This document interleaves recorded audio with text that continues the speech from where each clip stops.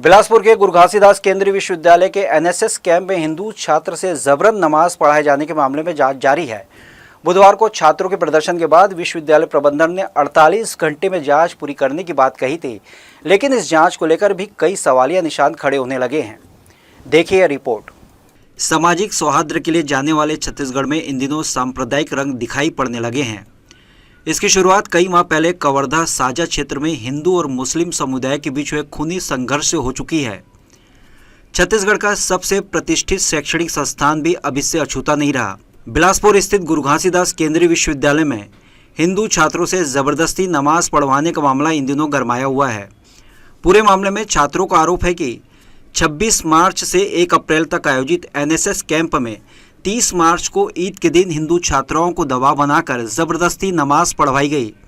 हैरान कर देने वाली बात यह है कि इस कैंप में 159 छात्र शामिल हुए थे, जिनमें से केवल 4 छात्र मुस्लिम समुदाय के थे। शेष 155 छात्र हिंदू धर्म को मानने वाले थे।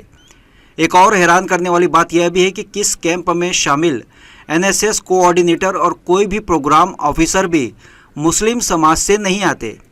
ऐसे में जो दबाव बनाकर नमाज पढ़ाने की जो बात सामने आई है वो बेहद गंभीर है। गरमाए मामले के बीच बुधवार को शिविर में शामिल छात्रों ने एबीवीपी और हिंदू संगठनों के साथ कुलपति कार्यालय का घेराव किया। लंबे आंदोलन के बाद कुलपति ने 48 घंटे के अंदर जांच पूरी करने की घोषणा भी की, जिसके बाद आज मामले की जांच शुरू हो चुकी है। लेकिन अब इस जांच प्रक्रिया पर भी सवाल या निशान लगने लगे हैं। जांच में शामिल छात्र इसे स्क्रिप्टिंग इन्वेस्टिगेशन करार दे रहे हैं।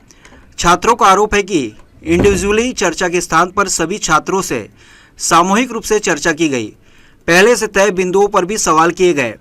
इसके साथ ही छात्रों ने पूरी जांच प्रक्रिया को प्रभावित किए जाने की आशंका भी जाहिर की है। जी, हमसे एक फॉर्म भरवाया गया है जिसमें 10 सवाल थे। उसमें अपना नाम लिखना था और विभाग का नाम लिखना था और अपना सिग्नेचर करना था। उसमें 10 सवाल थे कि क्या आपने नमाज पढ़ी, क्या आप स्वेच्छा अनुसार नमाज पढ़वाई गई है, और नमाज पढ़ाने वाले में ऑर्डर किसने दिया है, ऐसा ऐसा करके उसमें 10 सवाल पूछा गया है। और 4 बजे ये भी बुलाया गया है कि अगर आप कुछ अदर स्टेटमेंट देना चाहते हैं तब 4 बजे जरूर आइए। उसमें रूम नंबर 44 में फिजिकल एजुकेशन डिपार्टमेंट में डीएस राठौर सर ने हम लोग को बुलाया है। आज हम लोगों का एनएसएस ऑफिस में मीटिंग था 11 बज करके। 11 बजे हम लोगों को बुलाया गया था ऑफिसर के द्वारा, जो हमारे प्रोफेसर थे।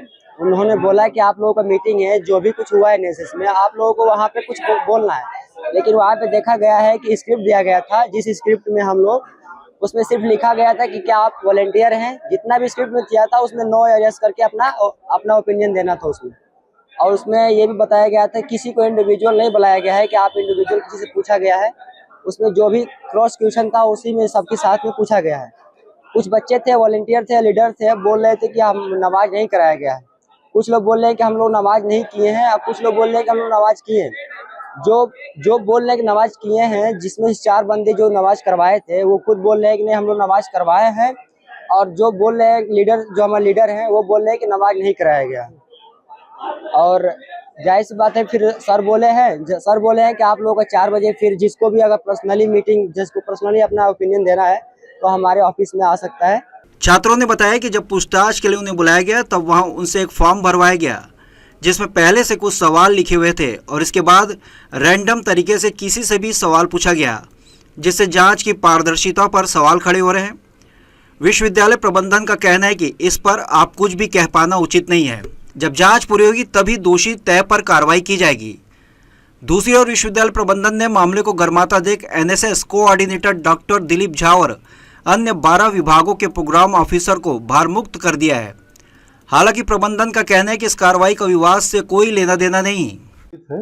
इसमें त्वरित कार्रवाई करते हुए विश्वविद्यालय प्रशासन ने 3 सदस्यीय जांच समिति बनाई है, जिसके अध्यक्ष कन्वेनर जो है वो प्रोफेसर बिशन सिंह राठौर जी हैं, और वो अपनी कार्यवाही को कर रहे हैं। चूँकि ये संवेदनशील है मसला, इसलिए वो बहुत सावधानीपूर्वक प्रक्रिया का पालन करते हुए वो अपनी जांच को पूरा कर रहे हैं।